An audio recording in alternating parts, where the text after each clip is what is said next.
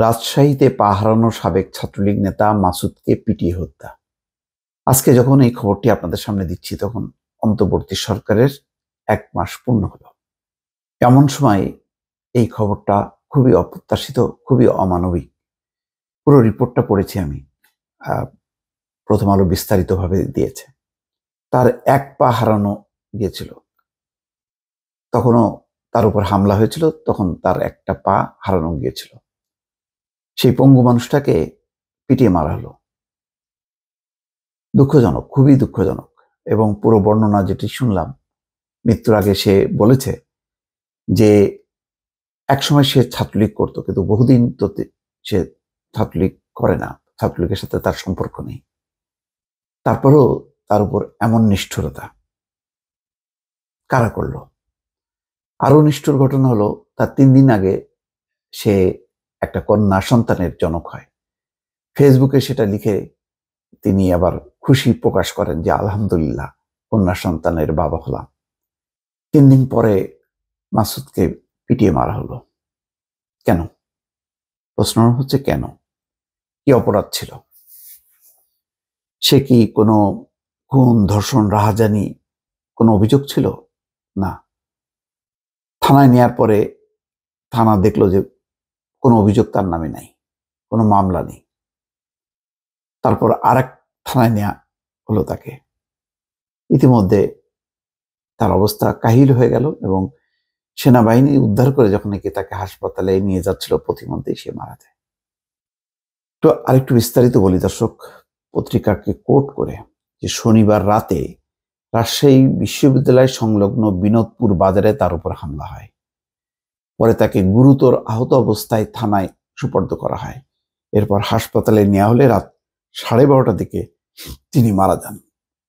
তার যে পাটা কাটা পড়ছিল বা মানে কেটে ফেলা হয়েছিল আঘাতের কারণে, যেই পাটি অক্ষত ছিল সেই পা বেদমভাবে ভেঙে ফেলা হয়। নগরের বোয়ালিয়া থানার ভারপ্রাপ্ত কর্মকর্তা বলছেন যে গত 5ই আগস্ট ছাত্র জনতার উপর হামলার অভিযোগে রাতে বিনোদপুর বাজারে মাসুদের উপর হামলা হয়। পরে একদল শিক্ষার্থী তাকে প্রথমে মতিহার থানায় নিয়ে যান, কিন্তু মতিহার থানায় 5ই আগস্টের সহিংসতার কোনো মামলা নেই। তাই তাকে বোয়ালিয়া থানায় আনা হয়, যেন তাকে কোনো সহিংসতার মামলায় গ্রেপ্তার দেখানো হয়। ওসি বলেন, গণপিটুনিতে গুরুতর আহত হয়েছিলেন মাসুদ।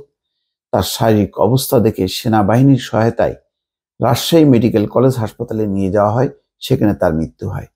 এখন পরিবার চাইলে এই ব্যাপারে আইনগত ব্যবস্থা নেওয়া হবে। পরিবার চাইলে, থানা পুলিশ চাইবে না।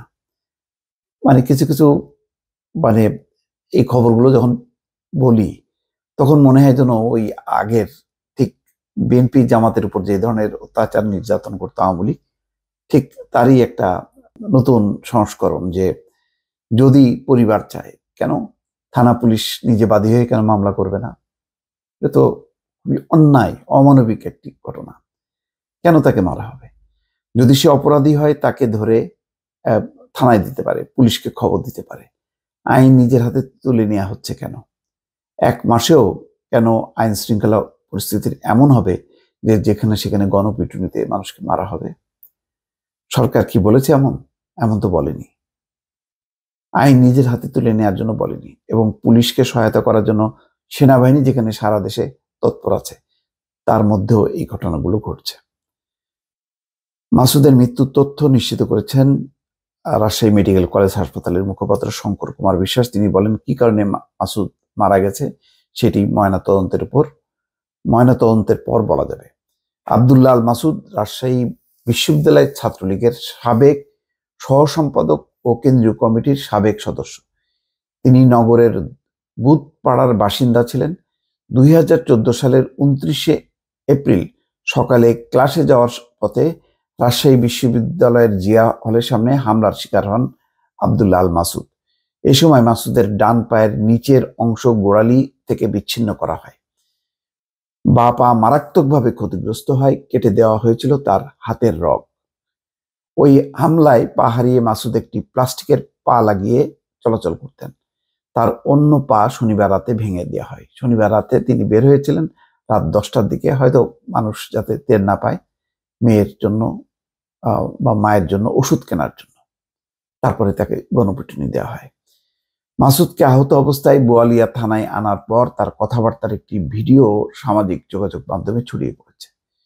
বোয়ালিয়া থানা হাজতে শুয়ে থাকা অবস্থায় মাসুদকে বলতে দেখা যায়, আমি বিনোদপুরে ওষুধ নিতে এসেছিলাম ভাই, আমি ছাত্রলীগ করতাম ওই জন্য ধরেছে, কিন্তু আমার পা 2014 সালে কেটেছে ভাই, রক টক সব কাটা ভাই, আমি তো অনেকদিন আগে থেকেই ছাত্রলীগ করা বাদ দিয়েছি ভাই। অর্থাৎ ভাই ভাই বলে সে আকুতি জানাচ্ছে যে তার কি অবস্থা। মাসুদকে যখন আনা হয় তখন বোয়ালিয়া থানায় ছিলেন বৈষম্য বিরোধী ছাত্র আন্দোলনের রাজশাহী বিশ্ববিদ্যালয়ের অন্যতম সমন্বয়ক সালাউদ্দিন আম্মার। 5ই আগস্ট এক ছাত্রীকে ধর্ষণ ও হত্যার অভিযোগে 2 যুবককে ধরে থানায় এনেছিলেন তিনি। থানায় তিনিও মাসুদকে দেখেন। মাসুদের মৃত্যুর ব্যাপারে জানতে চাইলে রোববার সকালে সালাউদ্দিন আম্মার জানান, আমরা যে 2 জনকে নিয়ে গিয়েছিলাম তাদের নিয়েই ব্যস্ত ছিলাম, এর মধ্যেই আহত অবস্থায় একজনকে আনতে দেখলাম, কিন্তু কারা তাকে এনেছিল তা চিনতে পারিনি, শুধু শুনলাম ছাত্রলীগের কর্মী ধরা পড়েছে, বিভিন্ন জায়গায় যেরকম ধরা পড়ছে। তিনি আরো বলেন, এরপর কেউ যাতে না মারে সেজন্য সালাউদ্দিন মাসুদকে ভেতরে ঢুকিয়ে দিয়েছেন, এছাড়া তিনি আর কিছুই জানেন না। ওই ব্যক্তি যে মাসুদ ছিলেন এটাও তিনি জানতেন না। অর্থাৎ শেষ পর্যায়ে তাকে রক্ষা করার চেষ্টা করা হয়েছে, কিন্তু ততক্ষণে তো তার অবস্থা কাহিল।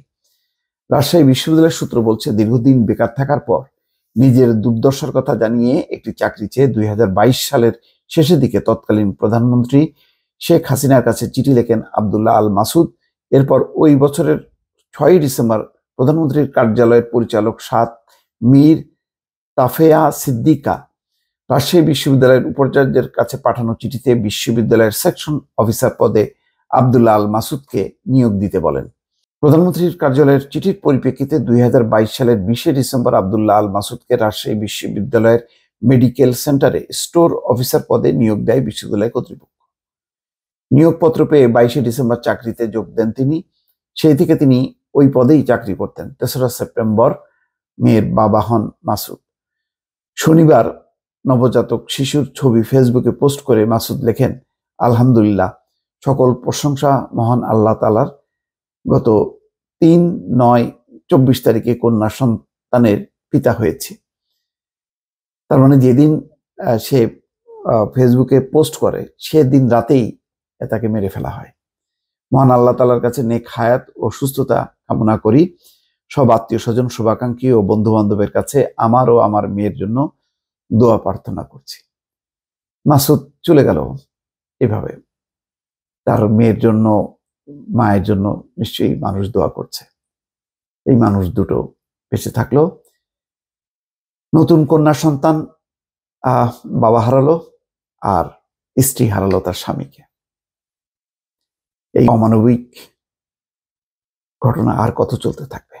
দর্শক ভালো থাকবেন, আল্লাহ হাফেজ।